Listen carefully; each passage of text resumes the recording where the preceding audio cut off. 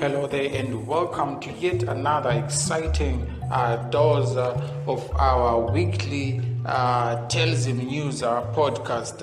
I'm your host Tabiso Numalo, and today with me in the studio we have the president of the Progressive Teachers Union, Dr. Takabafira Zou, and the Deputy Secretary General of Amalgamated Rural Teachers Union, Atuza, Mr. Munyaradzi Masiwa. And today we are interrogating CALA. For those at home, our listeners who do not know what CALA is, CALA is a framework that is being spearheaded by the Ministry of Education, with CALA standing for Continuous Assessment Learning Activities. So in that regard, CALA is a learning activity or assessment that requires learners to perform, demonstrate their knowledge, understanding, and proficiency. So in this, they are saying candidates' physical and behavioral skills are assessed continuously and contribute to the 30% of their final marks, which means the first phase of this framework or program was set to run from July to September 2021 in preparation for the November 2021 examinations. Yes, thank you. And to kick the ball rolling, the first question, gentlemen, is CALA Tasks a feasible implementation? Considering the limited time learners had in this phase of the COVID-19 waves, there were limited resources and limited teacher capacity. So my question is it a feasible implementation considering those challenges that I just mentioned there? And let's start with you, Mr. Masiwa. Over to you, sir.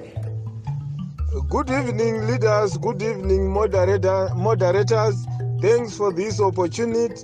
I am Munyaradzi Masiwa from Amalgamated Rural Teachers Union of Zimbabwe, the Deputy Secretary General. Right, we are having a situation here which is a bit tricky. A continuous assessment learning area is supposed to come from a background of continuous learning by students, and we are having a situation where we have got a continuous assessment learning area in a period of exams, and where learners did not have enough time to have continuous learning per se. So we cannot implement continuous assessment to students who did not have continuous learning for 2 years. And when we look at resources, we do not have enough resources to implement this continuous assessment or tasks countrywide. We have got schools in remote areas who did not have internet, who did not have electricity to do learning through open distance, whereas schools in urban areas were doing their learning, or learning was a bit close to normal. In rural areas, we did not have that normal learning. We talk of a limited teacher capacity also. In this regard, we do not have trained teachers to implement well these continuous assessment learning areas. Teachers do not have information on what colors are. Teachers do not have information on who should come up with questions. Is it the district? Is it an individual teacher? Who is the moderator? So we are having a situation where each and every school is doing what it thinks is right. So we are having a tricky situation here. To give a background of these continuous assessment learning areas, this new curriculum was supposed to come in 2015 and it was postponed to 2017. So continuous assessment was supposed to come in 2017, and the evaluation of this new curriculum is a year from now, which is next year. So the government is racing against the time to make sure that next year we we have some individuals who may call themselves cabinet, sitting down and evaluating the new curriculum, coming up with good words and terms, saying that the new curriculum was implemented 100%. So we are having a tricky situation here, comrades and friends. Those were sentiments from Mr. Masiwa. Thank you so much, sir. Doctor, can you tell us from your standpoint, what are your views regarding this? Thank you. Over to you, Doctor. It is my submission that the efficacy of CALA is not in doubt. The whole essence is towards production of what life-saving skills. So it is an issue of blending theory and practical experience so that you produce students that can function beyond the classroom. So its efficacy is not in any serious doubt, but its application, timing in Zimbabwe is defective. Moving on, thank you so much, Doctor. That was very enlightening. So my second question is, what is your suggestion on the implementation of this progressive process for it to benefit the pupils? What can be done better for it to benefit our pupils? And so, Dr. Zoe, over to you, sir. Of course, there was a meeting with the teacher unions between the Minister of Education and the teacher unions, where it was clear that we had rushed the application of CALA. The unions were very clear on that. They were very clear that as much as it is a noble idea, but we had really decided to swallow before we could chew the CALA. And it would seem that CALA is more informed by donors who are funding it. And the Minister of Education is on no reverse because they want to receive donor funds. But any attempt to apply CALA when teachers have not been properly trained, when students have no adequate time to prepare for CALA, and when there is no even conformity and agreement on how best it should be done, is questionable. And it is clear that the current CALA is nothing but an attempt to justify a defective thing by the Minister of Education, and it has no buy-in from teachers who in essence are critical implementers of CALA. The students have no time to do CALA. We have had a lockdown that robbed students of 3 terms, 2 terms last year, and also more than a term this year. The whole essence of opening of schools, which also defectively opening of schools, and in a few months, there's no way students who were supposed to do CALA in 2 years can now start to do CALA in less than 3 months. But the essence is that even in those 2 years, there must first be good things in terms of planning, in terms of budget, money for workshops and the like, development of assessment tools, and conformity or standardization and interoperability. Those issues are not there. So we are also seeing the submission of certain CALA, not necessarily originating from students. Students were hard pressed, and some of the students with access to money ended up buying people to do the CALA for themselves. So we would not be assessing the students' work, but assessing someone work in academic mercenary work. The whole essence of CALA is that it must create an equal platform for assessing our students from an equal position, but should not give an added advantage to some students with access to money so that they would buy CALAs and the like. The reality of the situation is that there's been no time to do CALA, and that whatever is submitted could be marks. Where they are coming from, we don't know. I rest my case and give others also an opportunity to present, but in brief, CALA is a nullity in Zimbabwe. It is a monument of injustice and a product of imposition, a high sounding nothing, a tissue of misrepresentation, and unacceptable by teachers and students.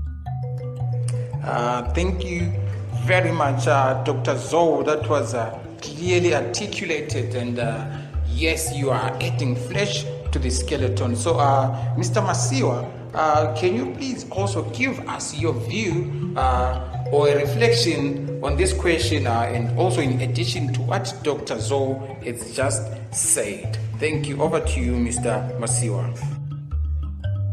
I concur with Dr. Takawafira Joe there. The issue of colors is blended with a lot of funding from UNICEF, funding from different organizations. So, color being the major component of the new curriculum, next year the government need to evaluate it and justify that a lot of money was invested in these colors. A few teachers that were trained in continuous assessment learning areas were not paid lunch, were not paid transport. But next year, the government need to justify that a lot of money was channeled towards the implementation of the new curriculum. So, technically, if next year comes without this continuous assessment learning area, there is no new curriculum to talk about. So the government will do all sort of tricks to make sure that colors are implemented this year, even if the situation doesn't allow the implementation of continuous assessment learning area. Yes, and thank you so much, Mr. Masiwa. And people have been saying the initiative is good, but then the time is inappropriate. So, which brings me to my third question, which do you think there will ever be an appropriate time to implement it? And if it's not implemented now, how then will we know of areas that need improvement? So on this one, Dr. Zoe, can you please hear from you? Do you think there will ever be an appropriate time? Our point is very clear. It is not wrong to do CALA, but it is wrong to do a rushed CALA that seems to serve no purpose. CALA must be done appropriately and in stages, starting with workshop, consultation with teachers, workshops, development of assessment tools, standardization, and interoperability. So we are not against CALA, but we must ensure that we do it appropriately. When we do CALA for conformity or fait accompli, and when we just try to rush everything and order teachers not to think but to accept what is coming from ministry officials, I think this is where we have a question. But done properly, with the cooperation of teachers, CALA would assist us. But we need a minimum of about 2 years planning appropriately, then applying it appropriately, and it would elicit the support of the teachers and also give enough time for students to be assessed, monitored appropriately. But as of now, we don't have the time. Some students are in a serious situation where they cannot do CALA. The deadlines are just given by the ministry, irrespective of what is happening in school. So we need knowledge of what is happening in schools, and it seems that there is a communication gap between those in offices and those in schools. And as long as this is the situation, will not lead anywhere. In essence, before you implement CALA, you must ensure that there is a budget from the state for the implementation of CALA. You must also ensure that there is adequate time for training teachers in terms of coming up with the assessment instrument that can be used uniformly across the country. In terms of standardization of assessment tools and to enhance what we call interoperability. The other issue is that CALA must also be a product of widespread consultation with teachers. But in Zimbabwe, CALA is a product of a defective commandist approach informed by nothing but educational vandalism. Well said, Doctor. Mr. Masiwa, over to you, sir. An appropriate time is there. An appropriate time comes from proper planning. Everything must come from a proper planning. Then after planning, we go to consultation of the major stakeholders, which are teachers and parents. Teachers are major stakeholders. Teachers must be properly consulted. And if we are faced with a situation like this one of changing a new curriculum, teachers need a lot of motivation. They need not to be on incapacitation. No, or never. It's not proper. So we need to reset our baton and restart. This curriculum, we have failed to implement it. What should we do moving forward from next year? We should sit down, consult teachers, consult parents, and channel enough funds towards education. Thank you. And thank you for interrogating some of our presentation.